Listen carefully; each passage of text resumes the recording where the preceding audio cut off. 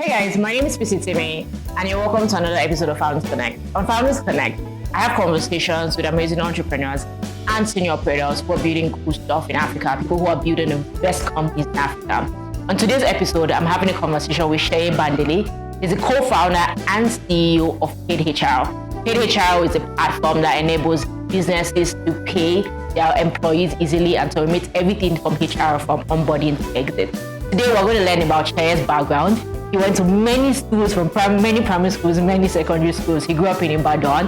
How he went to Christian schools, even though he's a Muslim, and ended up marrying a Christian lady, even though he's still a Muslim. We're going to learn about how PaidHR started from an idea that they completely pivoted from, how his co-founder and CTO built the entire product end to end. I was the only engineer in the company for more than a year, almost 15 months. We're also going to learn about the first company, how he raised the first 10K to the first 200K, and many more successes and milestones that they've had in between. If you're very interested in hrtech scene or the payroll scene in Africa, and you've ever heard about PaidHR, then this is the video you should watch. It is very funny, it's very interesting, and we also had some very interesting questions that you'll definitely love. So make sure you stay and watch the video to the end. Seye, please tell me about your background and tell me about I've said this story so many times. Say it again. Twitter this time. Yes. I was born in Lagos, right? My dad was older. My dad was 54 years old when he had me, right? So I had an older dad, and my mom was much younger than him. She was working. He retired a year after I was born. So what that gave me was a dad that was always at home, right? And I couldn't go out and play with the kids, or I couldn't do all the rough play that all the other kids were doing. When we were 5 years old, he moved us to a city in Nigeria called Ibadan. Ibadan at the time was a university town. It was more, there were libraries and stuff like that. And my father, we didn't have TV, right? We didn't have not like we couldn't afford to. There was TV, but we didn't have cable and stuff like that. So all we did for fun was to read books. My dad had a huge library of books, and our job was to read all the books in his library. So my childhood was mostly reading a lot of books, moving around from school to school. I went to three primary schools and 3 secondary schools. Because my dad kept moving me. He didn't want his retirement savings to finish, right? So every time school fees went up, he would move me to a school that he thought was more affordable. So I went to ISI, I went to FGC Kiro, and then I finished my high school in a school called Walbrook College. So 3 different secondary schools. Yeah, I also went to Shubola in Ibadan, Jack and Jill in Lagos, Shubola in Ibadan, and then I finished my primary education in Mary Hill Convent School. So even though I was Muslim, I went to Christian schools, so I have a very good understanding of both Islam and Christianity. Are you still Muslim? I'm still Muslim, yeah, even though my wife is Christian. Okay. So that was mostly it, man. It was us reading books, and what that did for me was I just naturally developed like an instinct to acquire knowledge, right? Because I had read so many books as a kid, I knew a lot. In school I would top my classes. The teacher will ask a random question that he doesn't expect anybody in the class to answer, and then Seye will answer it. So I was always on the quest for more knowledge, right? So when I finished high school, I went to university in Abeokuta. I wanted to be a computer scientist because that was what was cool at the time. But turns out that I studied agric science, right? And then when I finished, What uni did you go to? University of Agriculture, Abeokuta. It's called FUNAP today. Back then it was called UNAP. So when I finished, I moved to Abuja. When I finished my university, I moved to Abuja and started working in a company called Millennium Integrated, where I met my current co-founder, Lekon. Millennium Integrated was a company founded by one of the best minds in technology in the country, right? Well, who is very unknown. His name is Dr. Tayo Sonny. He was a consultant to the Federal Capital Territory Authority and built something called AGIS, Abuja Geographic Information System. So myself and Lekon's job back then was to build software applications to help the government capture land information. tenement rates, CFOs, issuing CFOs, RFOs, and things like that. So we were building the application. I was on the mapping side, so I learned how to use AutoCAD, ArcGIS, GeoMedia, a bunch of softwares back then to be able to capture satellite information and plot information and things like that. So that's what I did for like 5 years, first 5 years of my career, right? So by then I finished. So I did that for 5 years in Abuja, and then moved back to Lagos in 2014, and started working in tech. So I joined Builday, I joined Udala. As an engineer? Yeah, not as an engineer actually. I was in strategy and marketing. But in company in Abuja, you were doing engineering, you were building solutions.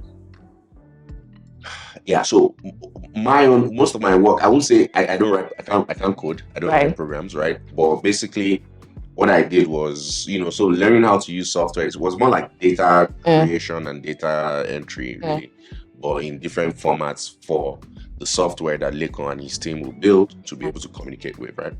So it's mostly that. I was a genius at Excel within like 3 years of my career. So those things kind of prepared me for working in e-commerce and all the other places that I worked. Yeah, so you say you did Builday. What other companies did you work at? From Builday, I went to a company called VConnect that is now Omni Retail, Dipanka, solid guy. Then I moved to Yes Mobile. Yes Mobile was like Slot. It was actually owned by the guy who owns iFitness today, Folusho Ogunwale. Also a great guy, still my friend. I call him all the time. And then Yes Mobile got acquired by Udala, which was Leo Staneke's company, the owner of Zynox. And then... A very good with name. Yeah, I will remember your name. And then I became like head of marketing for Udala. And then when they acquired Konga, I became head of marketing for Konga as well. And that was it. Interesting. So you have a business ops background from entry to strategy, then ending up in marketing. Yeah, and business. Okay, makes sense. So I get the line. So you did sort of like core tech, you did a lot of e-commerce, did marketing. How did you end up in payroll, HR? Okay. So while I was working in all these organizations, right, I was gathering information, right, data on how companies manage their employees, how employees are able to. So one of the key experiences that led into what is now PaidHR is at Builday. I joined Builday, and within 5 months, I was made manager of strategy and planning, right? So I became a member of management, and then it was a 420-man team. And then just like 16 of us will go into management meetings every Monday or Tuesday back then and discuss stuff and try to disseminate that strategy or information to the rest of the team. And then things got broken down in that transmission of information. And there was no flow of information or communication from the wider team to the management. There was, but it was broken. So my thought, and I saw that across all those other organizations that I worked. So my thought at the time was, okay, I want to build something in employee engagement. How do I get feedback from my team? How do I ensure that the goals and the thoughts of everybody in all the entire organization is being seeded up to management, and then management can use that to make informative decisions. So that was what, if I wanted to build a startup at the time, that was what was at the back of my head. Now, I spent a short time working for a company that I would not name, right? I'm so curious why you don't want to name them. Yeah. And on a trip to Abuja again, after like, 6 years of living Abuja, I was in Lekon's house, because Lekon he had always been my friend. We kept on, we were in connection throughout the whole time that I had moved back to Lagos. And then he said, I'm tired of working for government as well. I think we should try and build something. Do you think there's any opportunity that we can build? I have all this experience now that I can use to build software or build technology products. Right. And what are you thinking about? So I told him about this information, and stuff. And after we studied for about 3 months. I said, you know what, the best way to start this will be HR software. Interesting. Right? Because you have to have a core base where the employees exist and interact. and then you can now give them communication tools or whatever to be able to interact with their organization. So that was what it really was going to be. But we started from HR, right? Because we had studied Gusto in the UK, SwingV in Singapore.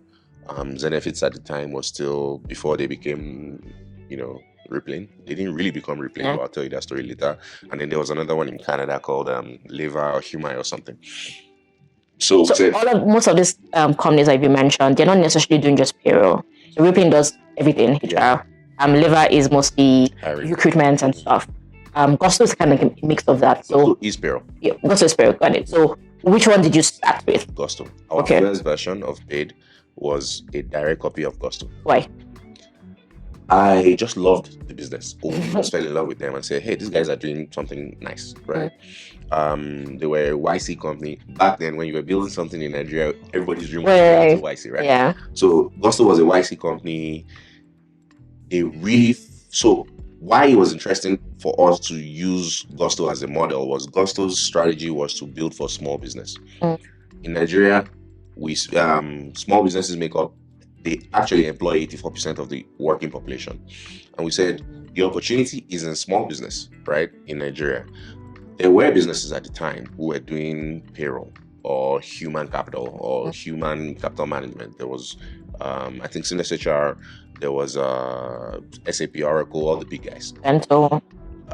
In fact, at that time, I didn't know about Bento. Okay. So, but everybody was focusing on the bigger businesses, right? The big businesses that can afford SAP and Oracle in Nigeria as of 2017 were 1,000. But small business was 36 million businesses. So we said, okay, the big opportunity is here, right? These guys are using Excel, they are doing it manually, or they are subscribing to software that they cannot afford, really, to do their human capital management. So we're going to build for these guys. So that was how we came up with the idea of Pade and building Pade. And I'll let you ask the next question before I go into how. Okay, so I'm still I'm thinking about your background a little bit, right? Okay. It sounds very almost like serendipity, like having a conversation with Lekon, and he's saying, "Oh, I want to build something. Do you have an idea?" And then find a way to get your employee engagement and that broken information into like payroll. But aside realizing that you had that experience, was there anything else that when you look back, you said, "Oh, maybe this specific experience in this specific way helped me build all the information and experience that I needed to then make that conversation with Lekon become something better"? I mean, in my background, I was always fascinated about computers, right? I knew that the future of the world was in tech, right? Was in tech or wasn't? Was in tech technology. Back then, I knew all the what is now Silicon Valley, right? I knew all the companies, all the CEOs. There was what we used to refer then as the .com boom. There was Yahoo, there was Sun Technologies, Oracle, all Amazon, all the guys that became really important, right? Google, and so on and so forth. So I used to spend all my time reading all of that on Wikipedia. In fact, back then I didn't have access to the internet, so I used a software called Encarta. I don't know if you remember Encarta. I know Encarta. Right? So Encarta is the world's encyclopedia. Yeah. So you install it on your computer, and I just read stuff, right? I told you I came from this background of reading all these books, so I always wanted to know what's up, right? So I knew that the future of the world was in technology, right? Or technology was going to power the future, and I wanted to be a part of that. And being Nigerian and playing one way against the world already, I wanted to see how I could, from my own background and location, be able to create something valuable for at least the African continent. Okay, so tell me about the early days of Pade. How early? Very early. So, I mean, first 3 months, trying to get all the information and the data, then deciding we want to build HR instead. And then researching companies and realizing, oh, let's start with Gusto. So from there. It was 15 months. 15 months of all that research. Okay. So it was sometime late 2019 into 2020. So when we had decided that, okay, we're going to build HR software, we're going to build something lightweight. And it's so funny to me today when I meet somebody. There are people, a lot of people think there's a lot of opportunity in payroll now, something we've been doing since 2020, right? And everybody's like, we're going to build something. We want to offer credit, right? Our real business is credit, but we need payroll to do credit. So we're going to build something lightweight. Yeah. It takes me back to 2020. Like, you think payroll is lightweight? There's no lightweight payroll. So, when myself and Lagos were in his house in Abuja, and they would say, okay, we're going to build this thing. And then I went back to Lagos, started writing or putting like different bits and pieces from the internet together and sharing with him. And he just kept on building and showing me updates and stuff. He built most of it. Yeah, himself. Paid. I just talk about it. He built it, right? I had spoken to, so I had, because I had worked in all these organizations, Lagos has been a consultant to government all his life. So he didn't work in corporate. So I had the opportunity of working in corporate and could speak to people. So I spoke to one of my former bosses who introduced me to somebody who was the HR director of UAC, right? So he was the first person that looked at what we built and said, hey guys, what you guys have done is rubbish, right? And you're going to have to take it down and rebuild it. And I remember that call so well because Lekon was very angry. Like, no, you have to listen. This is how it works. Yeah, you can say that, but your customers, you need to listen to your customers, and this is what your customers want. So we took it down and rebuilt. What was the difference? Difference between what Lekon built and what he was saying you guys should have? I mean, I can't remember the specifics right now, but he was just coming more from me. There's the what's it called?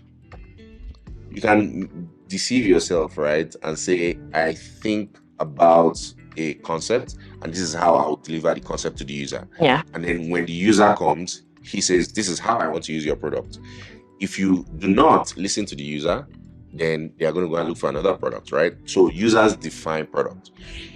So he was just coming from, hey, I've done 30 years in HR. This is what you should be building. So it was just more around user experience, right, what the interfaces should be. There should be administrator versus user profiles and stuff like that. So he gave like very good advice. And then we took that advice and went and built it. So this had taken about 12 to 15 months. So I remember, I used to call Lekon, because Lekon lives in Abuja, I live in Lagos. So we're not together. So he just would be building like for an entire month, and I'm just going around talking to businesses in Lagos and saying, what do you need? Oh, what's available in the market? How do you do this today? And stuff like that. And then I'll collect all that information and send it back to Lekon. So eventually by August of 2020, he pushed the first version of, what was the initially reworked right, to live. And then we did, we started to do demos, right? We started to do demos to customers and stuff. Now, remember, because we had built using Gusto as a model, our idea was to build for small business, right? So we were looking for 30-man, 40-man, 25-man, 20-man companies to say, okay, we will learn from them. Once they onboard to the platform, we'll see what they do, how they use it. We're even going to give it out for free, really. But I started to talk to all the people that I had worked with and say, my first thing to do was to speak to everybody that I knew in HR from all the organizations that I worked with. So I spoke to Bimbo, who was HR at Deal Day when I was there, who then told me that there's another guy, Emmanuel, who was my friend, that was working in a company called TSL. And TSL was looking for HR software. So we presented what we had to TSL. Their HR director at that time, Kelechi Olawoyin, who is still my friend, she said, hey guys, I like where you are. You guys look really teachable. The leadership of my company usually wants to support Nigerian businesses, young businesses. So we're going to take a chance on you and subscribe to your software. This was December of 2020. So that's first business? Yes, it was 2,000 employees. Oh. Right? So it was a big departure from what we had thought we were going to do. Building software for 2,000 employees is different from building software for 20 employees. So the first 6 months of 2021, this was till end of 2020, right? The first 6 months of 2021, it was just us and TSL. Only customer. And waking up together, right? This doesn't work. You have to rework this. So that thing that we rebuilt and launched in August of 2020, we had to relaunch on June 30th, 2021. And that's what I tell people as the founding date of Pade. Interesting. Right. In that 6 months, were you using it or were you just giving feedback? They were using They were using it. Okay. So your launch date is after your first customer. Yes. It was a nightmare. As in, myself and Lekon were talking about it in the hotel yesterday. There were times Lekon would not be able to stand up from his computer for 3 days. Because TSL is trying to do something, leave requests are not connecting. It was crazy. It was a nightmare. But I think that experience, that 6 months, is why we were able to garner any market share at all. Because they gave us a lot of insights that became competitive advantage for us, right? And what people were struggling with other products, when they came to us, they felt, you already had it. Your software handles this. Your software is flexible enough to do this and do this and do that. So yeah, those were the early days. It was really tough. I mean, I'd come out of employment, so I wasn't earning. I was going to ask that. When did you start doing paid full time?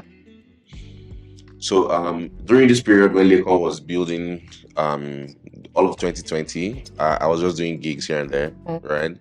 I worked with one of my friends, Chikodi, to build a marketing agency because of my marketing experience called Forza. And Forza did quite well, to be honest. We were consulting for people like Costcherries, Flour Mills, some financial houses and stuff like that. So we're doing their marketing and stuff. So by all of 2021 was us and TSL struggling to figure out the product. The remaining 6 months of 2021, I started to talk to other businesses. We onboarded about 8 companies. In fact, we applied to YC in October of 2021 with our 8 customers. We got an interview, but we didn't get in, right? I shared the email on my Twitter recently. Yeah. And Michael Sybil was very gracious, right? He told us why we were not going to get in, and I mean, it's their loss now.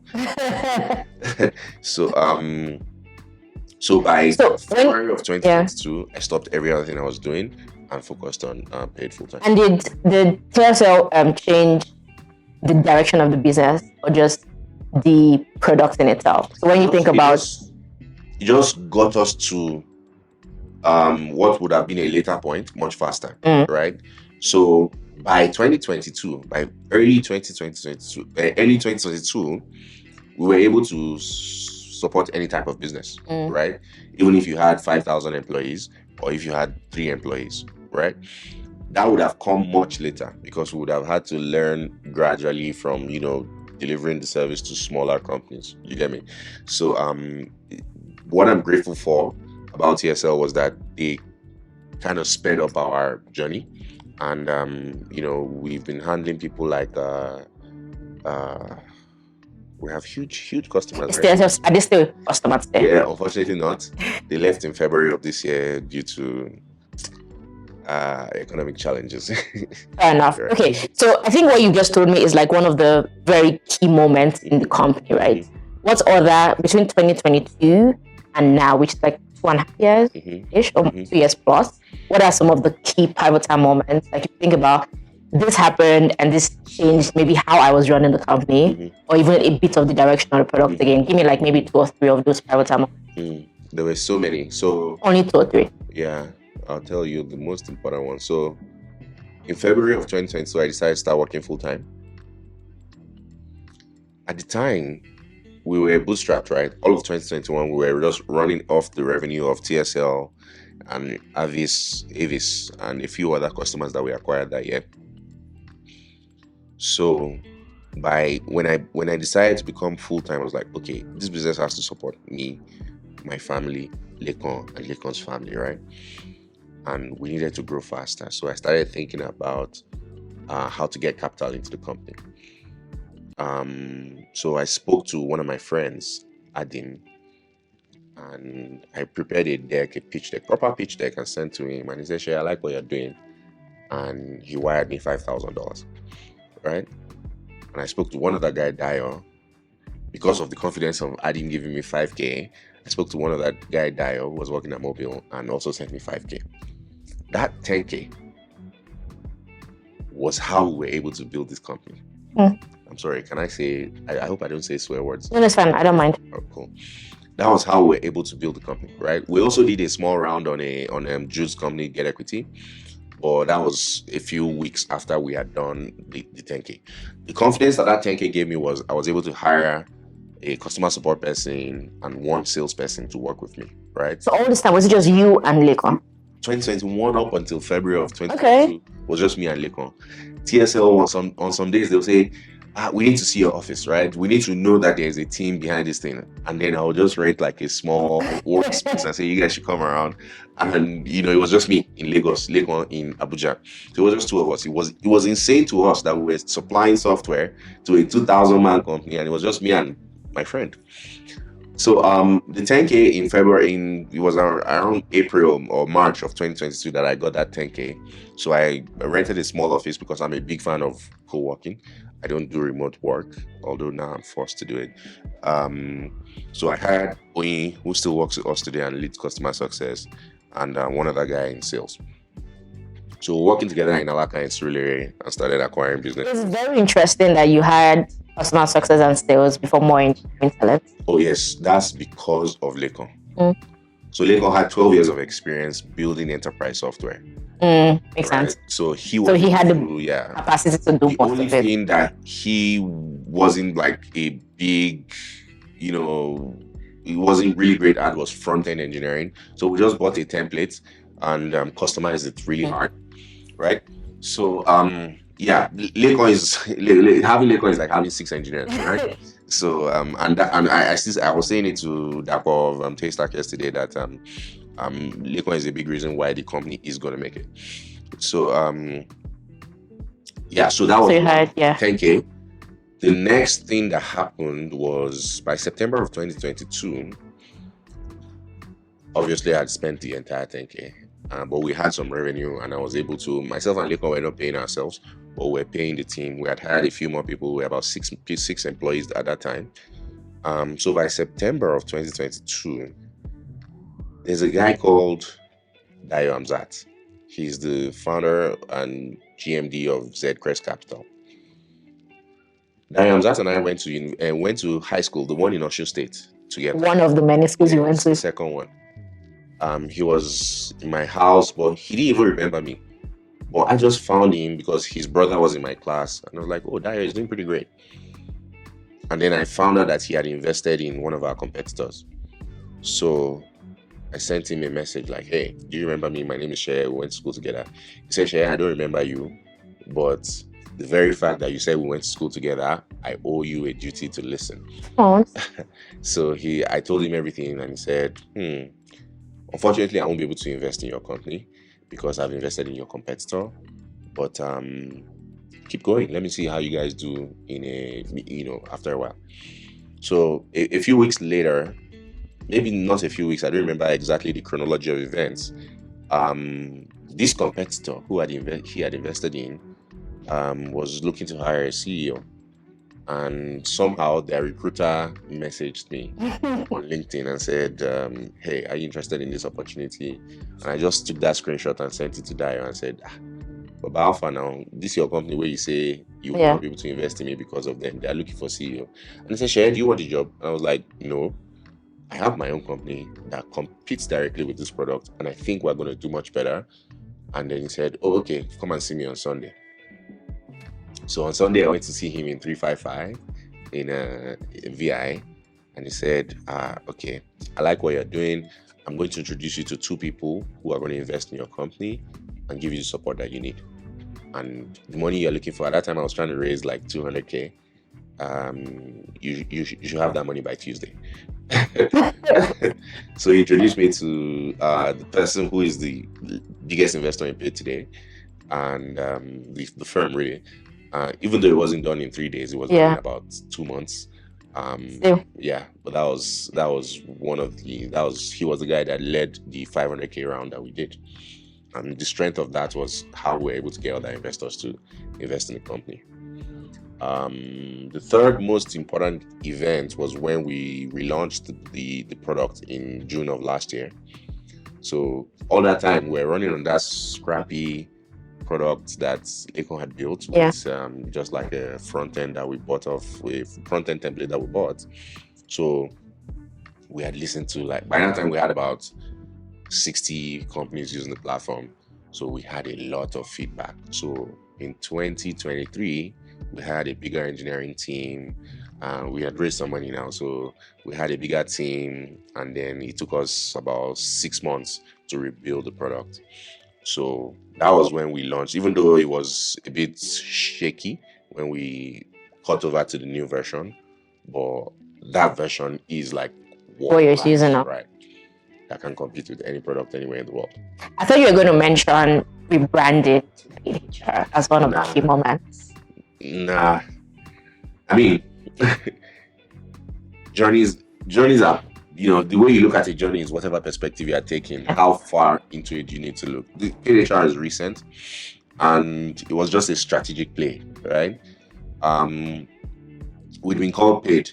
So when we founded the company, myself and Lekon, in fact, it was going to be, I can share you a screenshot later of the names that we had scribbled down. I think I've seen something on your Twitter with different logos that you can just piece together and like the name. So the domain we wanted was paid.com, paid.com. Okay. Cost like 30k pounds. Back then, it was like big. So we started doing like variations of it and came up with PADE. Unfortunately, everybody called it Pade. Even me. Everybody called it Pade, and then we also, our thinking at the time was that we're going to grow to become a HCM company. HCM means human capital management. So basically, like everything HR, all HR, functionalities will be built into the product, like Workday. Or like Ripley. That kind of like what Ripley does. Rippling is even like a little bit stripped down. HCM. HCM is Workday. Okay, right? yeah. Workday is $99 per employee per month. It's the biggest in the world, one of the biggest in the world. ADP is even more towards payroll.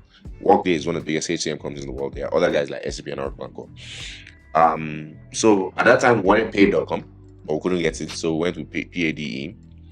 And we thought we were going to be HCM, so it was Paid HCM, PADE HCM. We ran with that for about 2 years, and then this year, our strength in the market became more and more visible. We are, without tooting my own horn, the best, at least in Nigeria, with the best payroll software. People come to us because of payroll. Our payroll, and we've now sort of deep dived into doing payroll and all the associated solutions that can come with payroll. Employee benefits, statutory remittances. If you come to Paid for Payroll, your problem will be solved, right? So, and then now we've built behind the HR and payroll proper banking software, right? So, is what I was explaining earlier, where you can be in any country and receive, your salary in whatever currency that you want. So we're now more HR and payments, right? That's what informed the choice to go and acquire the PaidHR domain. Cost me $5,000 US. Do you think you're ever going to move away from the payroll part and focus on payments? We'll see. Okay, so that's my next question. Like, when you think about the next 5 years, like if we have this conversation again in 5 years, what would have changed about PaidHR? I mean, one of the things we did last year was beyond building a startup and having employees and acquiring businesses and generating revenue. Why are you doing this? What's your why? Right? So I sat with one of my former bosses, Wale Ogundare, who was the director at Insights and MD at Udala. We did like a 3-day or 4-day session in the office with the entire team. And we said, we are going to figure out why we are doing this, right? At the end of the program, it was really intensive. We came up with like a 160-page document, right? Our mission is we want to simplify the world of work, right? In terms of people operations management, while also empowering African employees to live their best lives. is a marriage of both. So in the next 5 years, that is still going to be true, right?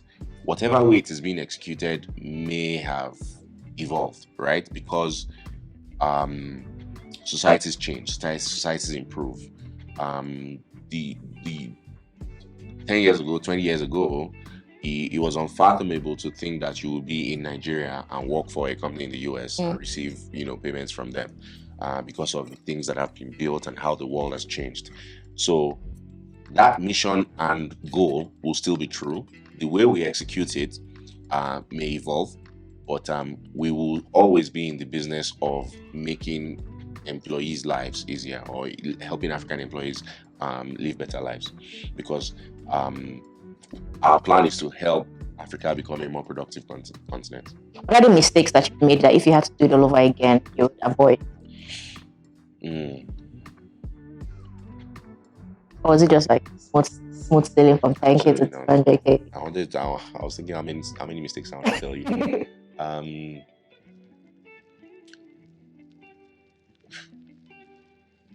First of all, Nigeria comes to these challenges, right? It's a great land of opportunity. There's 200 million people. My advice for anybody building anything right now would be to think of Nigeria as a player in a global ecosystem, right? Especially from a technology standpoint. If it's manufacturing or a refinery, yes, you can solve for the Nigerian problem. But from tech, you need to think of Nigeria as a player in a global ecosystem that you can provide solutions for. So I would have done that from the beginning rather than building for Nigeria first, right? And taking it to the world. So you build, almost from like a global perspective, but from Nigeria. Exactly, right? So that's one. The second thing is, it's not really a mistake. I just wish I could do more, right? I invest in my team a lot. We are in our third year of operations. I think we've only ever fired 2 people and only 1 person has ever resigned. So we are everybody's really, really focused on the vision. Everybody is clear on what we're trying to achieve, right? So I invest a lot in selling the vision to my team, right? And letting them know how important their work is towards achieving that vision. So I will do a lot more of that from day one. I would invest a lot in building a core people management team, not people operations. People operations is, hey, come to work, do your work. Are you getting the work done? Here's your compensation. But people management will be, how does this like leadership, coaching, and how does this person become a better person because they work that paid? I think we already have a decent amount of those people, but I want to do more. And what are the biggest lessons that you've learned as an entrepreneur that you think your peers could also learn from, or even like people who are like, I want to be like Seye, I'm going to be like a company like this? What are lessons that you've shared? Okay, I wanted to make a joke at first, but let me be serious. The joke I wanted to make was to not bet on the Naira. It's not a joke. Is it a joke? I don't know. The real lesson is that you can really achieve things. It's very cliche when people say, believe in yourself, impossible is nothing, all that stuff. But really, if you think about it, yesterday I posted that we've done almost 18 billion in payroll this year. Last year we did 11 billion, and this is September, right? So probably close the year at 20 billion. Even I didn't ever think that I'll be helping over 20,000 people receive their salaries on a monthly basis. Just from something myself and Lekon said, hey, let's try and build something, right? An add-on to what we've built is earned wage access. Earned wage access has grown 2,100% this year. In January, we were disbursing around 600K. Today, we've disbursed about 15 you access to. And people's lives depend on the product. You're thinking impact. Yeah, there was a guy at a company, pretty high earner. He earns about 2 million or 1.5 million a month. But on the second or third of 1 month, that time the product was still in the early days, so I used to monitor all the payments by myself every day. In fact, I still do it, but I have other people to do it now. And on the third of the month, he made a withdrawal of 200K. Right? We had never processed a 200K in a single transaction at that time. It was like March. And I looked at, okay, where does he work? What's his email? And I reached out to his, I first of all checked with my product guys that, was this a mistake? They said, no, he earns the money. Okay. And then I reached out to his HR person because I knew the company, like, are you sure this guy is okay? And stuff like that. And say, yeah, he just had twins. Right? So my product or our product was able to help that guy and buy some diapers or something, right? Without going through the stress of who do I borrow money from, where do I get a loan, do I need to go and ask my HR and things like that. He just did a withdrawal and was able to solve that problem. There are people's lives who depend on what we have built, right? And I can just imagine what this would be like in the next 12 months or 18 months, right? How much impact are we going to have? So those are the things that really make me humble and, So you know that it is possible from your experience, and other people should know that. Yeah. The small idea can become like big and very, very impactful. I mean, provided you don't do just not get on news. Fantastic. Yeah. I mean, I've really enjoyed learning about the company and kind of like learning about your background. Is there anything that you wanted to share that you think it's important about your journey of the company that we haven't talked about yet? Yeah. So one of the things I try to tell people whenever I have the opportunity like this is to say,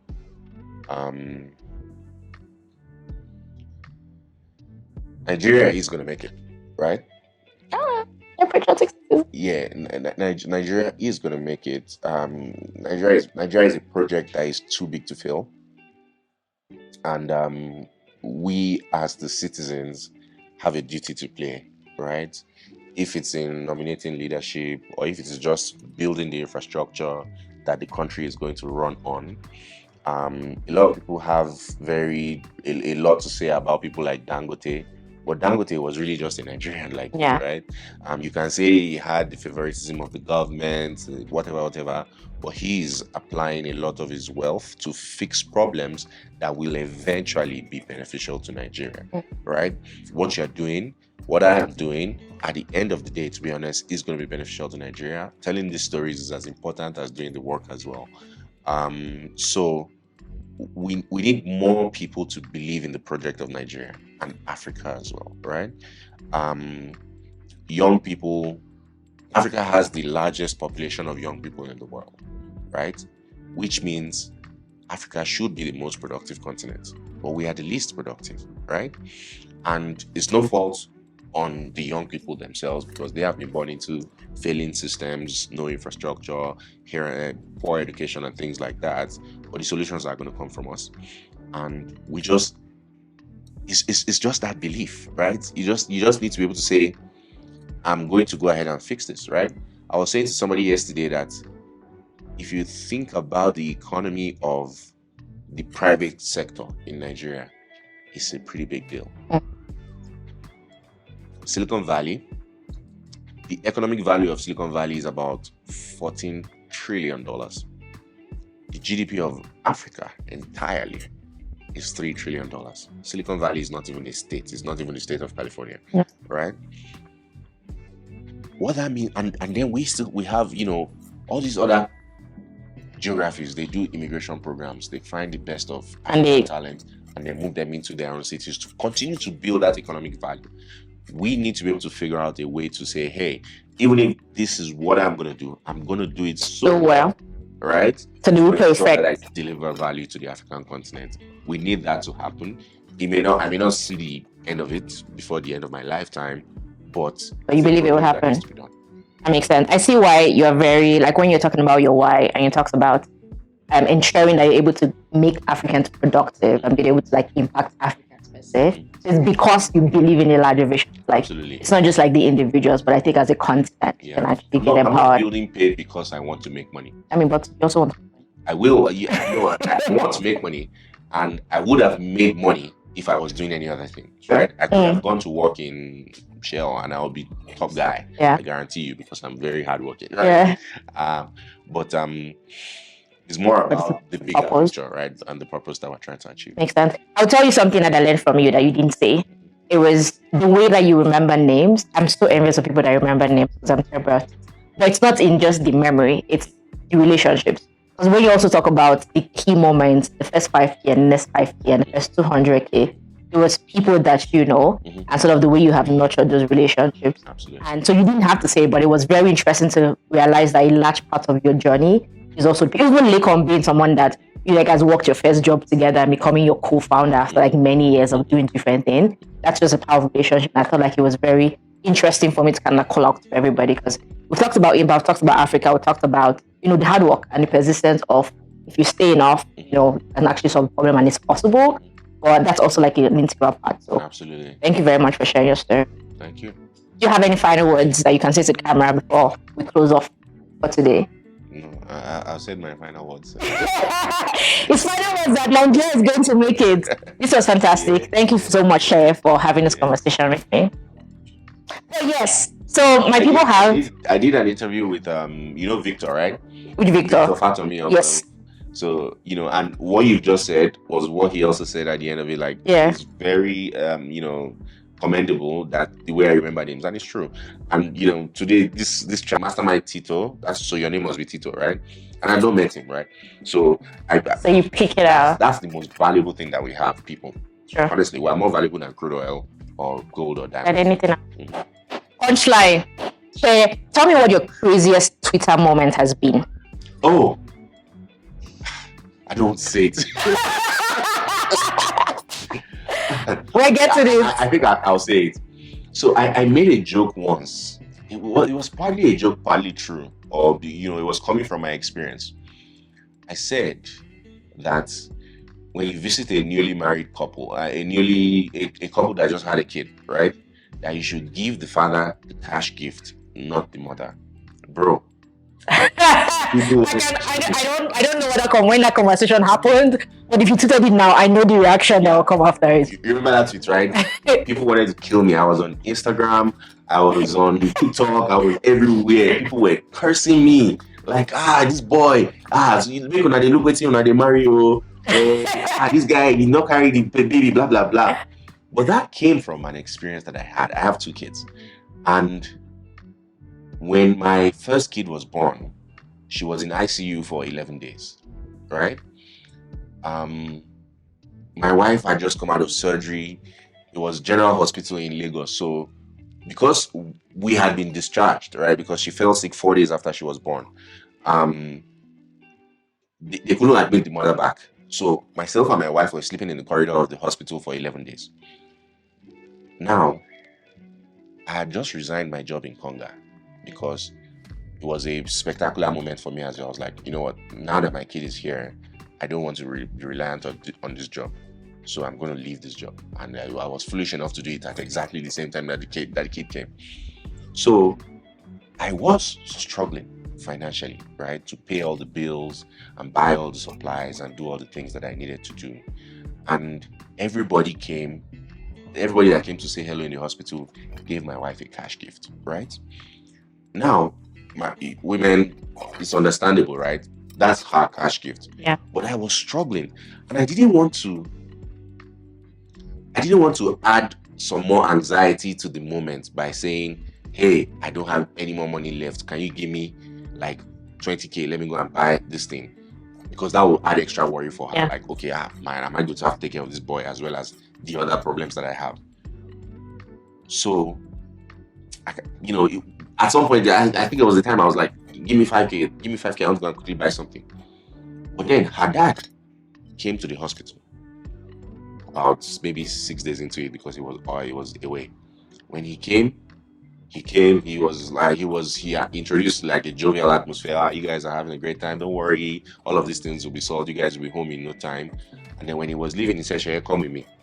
And when I got to the car, he gave me 50,000 naira in cash. That moment, I can never forget it in my life. Mm-hmm. Right? Because he lifted such a huge burden off my shoulders that nobody else would have been able to communicate, or I would not have been able to tell anybody else. But he knew in that moment because he That's was probably gone as through it. well. Yeah. He said, "Seye, come with me," and he gave me 50K in cash. So now that's what I do. And somebody, when things like this happen, when I go and say hello to a couple, I give the guy some money because he's struggling and nobody knows. I understand. I welcome the struggles of the wife and the things that she has gone through. A cash gift is not commensurate to what she has been through. I understand that, right? But you don't know how you are helping when you give that guy some support. Okay. I mean, we can clear the air with this video now in case people are still wondering. So thank you for sharing. How tall are you? 6'2". Okay. Yeah, a lot of people meet me and say, "Wow, Seye, you're really tall. You don't look like your tweets." I'm like, yes, I tweet short or something. I'm a pretty tall guy. I'm taller than what I tweet. Interesting. What is the weirdest job you've ever had? There was a time in my life where I was installing smart boards for the University of Ibadan. No, smart boards. It's like a blackboard. It's actually like a whiteboard, but it's electronic. Oh. So you connect it via USB to your computer. That's the lecturer. And then everything you write on the board is like maybe broadcast via Wi-Fi or something. So that was my job. So I had a team. We were installing it in the University of Ibadan. And then we had to go and install one in the Department of Pathology. And there were dead bodies everywhere. It was inside the mortuary. Their lecture room was inside the mortuary. And I had to go and install smart board inside the mortuary. Bro, I can't even explain it. I don't want you to. But this is the best answer we received for this question so far. What is one surprising hobby or talent that you have that not a lot of people would know? Hobby, yeah. I'm really, really, really passionate about music, right? Producing, singing, dancing, music, or just... I can tell an artist that is going to make it, right? But just by listening to maybe the first 30 seconds of a song. Just. And as such, I have a studio in Lagos called Better Sound Studios, where people come and do like live performances of their songs. Interesting. World-class studio though. Interesting. So that's like a side hustle or your retirement plan. Let's call it a hobby. So it's fine, that's correct. I get it. What's the most random thing you've Googled recently? I Googled something yesterday. I should still have it. Because I'm the king of Googling. I don't remember. It was after the economic value of Silicon Valley. I Googled something else that was crazy, and I don't remember it now because I'm always Googling stuff. I always want to know stuff. So you just think about something and let me figure it out. Something about something, I think the tribes of Kenya or something. Yeah. Okay. I'm always trying to acquire knowledge. I'm a knowledge buff. It's really nice. Yeah, because you started reading a lot as a kid. Makes sense. Final question. What's one thing from your childhood that you still do as an adult? I mean, I have all these fancy habits I've picked up now because I have extra cash in my pocket. Like collecting perfumes and stuff. I always love I see your perfume stuff around. Stop talking about them because people think I'm doing blood money. Yeah, I always loved perfumes as a kid, and I used to save my pocket money to go and buy perfumes, and now I have a big perfume collection. But even I don't read as much as I used to read when I was a kid, and I feel so. So you Google stuff. Yeah, I Google stuff. So it counts, Abby? Yeah. Right, nice. Yeah, I don't really remember now. I will remember after I will stop reading. I can take it as money has changed him. He's now doing more new stuff, more fancy stuff. Money has not changed me. I'm still a pretty normal guy. I mean, maybe technology has changed because now information is accessible on your phone, on your watch, on your laptop and stuff like that. Oh, okay, yeah. I do crossword puzzles. Oh, picked that up as a child and still there. I'm a sucker for crossword puzzles. So you're good at it. I'm great. I'm one of the best. So, I don't know. Do they still sell newspapers? They still do, I think. I used to do all the crossword puzzles. So if I find a crossword puzzle anywhere, I want to do it, right? Yeah, so that's what I do. That's really cool. Seye, thank you so much. It was fun getting to know you and your company. Thank you. I've always wanted to have a conversation with Seye because I follow him on Twitter, and I think conversation definitely lived up to the same energy. Even though he's taller than what his tweet, it was just like really fantastic to learn about his journey, and to also pick out lessons from it. I'm going to leave with that lesson around how he takes relationships very seriously, and how people is central to how he lives his life, and even how he has built his company.